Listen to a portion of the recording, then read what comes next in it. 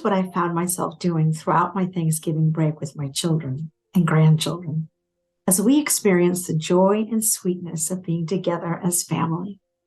All three of our children, their spouses, all eight of our grandchildren, along with four family dogs. The experience of music, singing, and dancing, along with working alongside one another for the feast, was a gift as I sat with this passage from Jeremiah and this wonderful brief text from Anne Lamott, one of my favorite authors. Truth be told, much of the book of Jeremiah warns of the destruction of Judah that they were about to face and to urge them to return and submit to God. Jeremiah wants them to realize the serious condition of their sinful ways. He spends a good bit of time identifying their sins and treachery.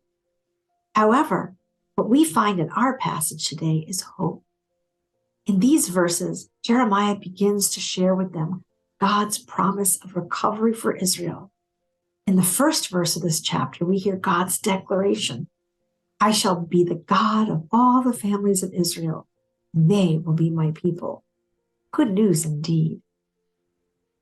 Here, Yahweh declares that someday they shall come and sing aloud on the height of Zion, and they shall be radiant over the goodness of the Lord. We hear a litany of wonder, joy, and delight. This immediately harkens an image of heaven on earth, an image of kingdom, a world where no one is holding grudges, no one lives in fear, where no one will languish and all will be satisfied. In this image of kingdom, joy abounds. The young women rejoice in the dance, and the young men and the old shall be merry. Life will be full, food enough for all. No one shall ever anguish again. Might it also be a prophecy that is also a call to action? Put aside your treacherous ways, your false idols, the mammon you worship, and you will experience the joy, delight, and satisfaction that Yahweh promises. Take care of the blind, the lame, those on the margins. Can it be that we are a part of God's mercy, love, and the promise?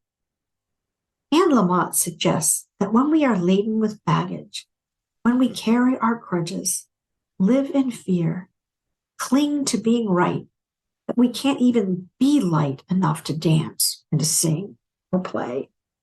We don't even notice all the great gifts of life that are around us. We are too caught up in false idols. One thing is for certain, when we drop our personal concerns, our own baggage, and can see more clearly, we will want to lighten the load of another. And when we do, we can't help but feel joy. And joy is indeed a way to know the very essence of God. That is exactly what Jeremiah was describing. Essence of God's presence. When all are satisfied, we will feel God's presence. When we are delighting in beauty, friendship, kinship. I had my own little God moment this past week. As I mentioned when I began, I had all my loves with me this past holiday. While it is a minor illustration of a larger truth, it still has remained with me. And for me, it was a moment of grace, a moment of great joy.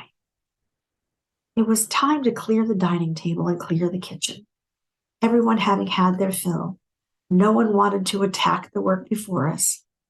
Then I decided to turn on the music with a great Neil Diamond Pandora radio mix playing loudly. I started dancing while I was cleaning, with the little ones giggling and joining in. Soon the adults were joining us, and many hands were moving, and the work became joy, sheer joy. For me, the kind of God moment I won't ever forget.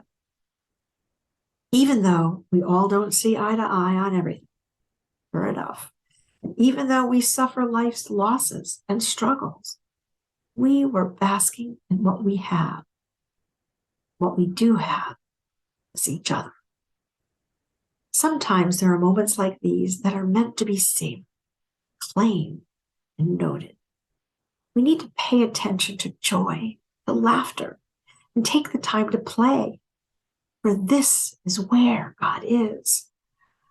I often ask my directees in spiritual direction, when were they last delighted? Or where did they find joy recently? It's the easiest way to identify where God has been in their lives. And if it is hard to find or identify, then perhaps Anne Lamott is right. We might need to look at the baggage we are carrying that's getting in our way of finding joy. This Advent is a season of joyful expectation. We remember the great gift to the world, the incarnation, God with us. Let's look for the joy. Take time to dance, sing, and play. Perhaps turn on your favorite mix of music